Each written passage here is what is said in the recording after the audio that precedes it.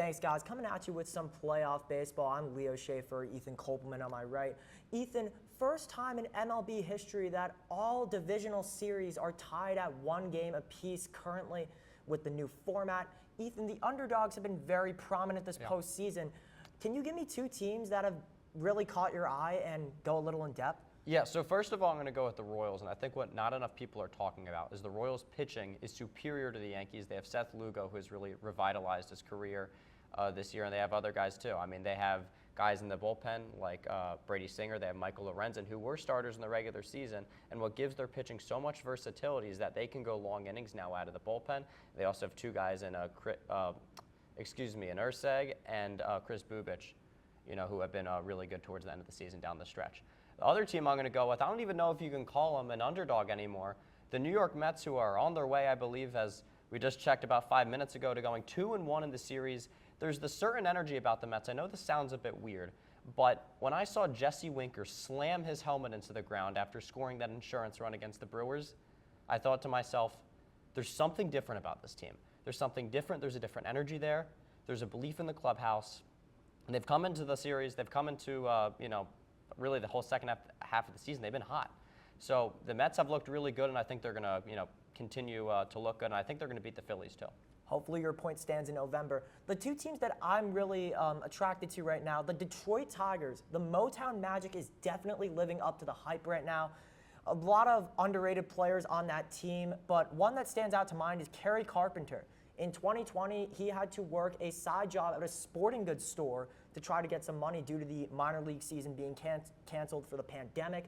He also lost his father, Ken, due to cancer, and now he's playing on one of the biggest stages for one of the best stories in the MLB. In terms of the Padres, I mean, I really wouldn't call them an underdog. I think that series is very neck and neck, but very solid team. Definitely the best wild card team, I would say, out of both leagues, the AL and the NL. But that series should be interesting, and my prediction, whoever wins that series will win the World Series in November. Both those teams look incredible. I'll just say really quickly, too, I mean, when I was watching that last Tigers game, they're almost like the Mets in a way. When the Tigers pulled Screwball and they hadn't scored a single run in the game, I thought it would be very difficult for them to come back. Class A, who has been almost unhittable, your guy, Kerry Carpenter, 3-run homer to put them ahead and really make it super difficult for Cleveland to come back. That's a huge momentum swing their way. Do I think they're going to win the series? No, I just don't think they have enough, but that's going to give them a really good chance, I think. Unfortunately, I do have to agree with you. I think the Guardians will win that series. I think they're just very loaded talent-wise. Class A, the best closer in the MLB right now. They've got a ton of good hitters. Jose Ramirez, always been there. Stephen Kwan. Jackenzie Noel, even. Jackenzie Noel is one of my most underrated You're overrating players. him a little bit, I think. I think you're overrated. He's a good player. Really? You see that throw from the outfield? It was a very good throw. Very good throw. There we go. Got you to say something nice about him. All right. What are your World Series predictions, if I mind asking? So I'm going to go with the Mets. I've seen them play, and everybody in that lineup is hitting so well right now.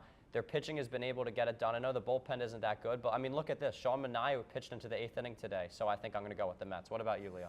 I don't want to say the Mets as a Mets fan, but I think the San Diego Padres, which are not an underdog, I think that's top 5, top 3 with Tatis, Machado, Profar.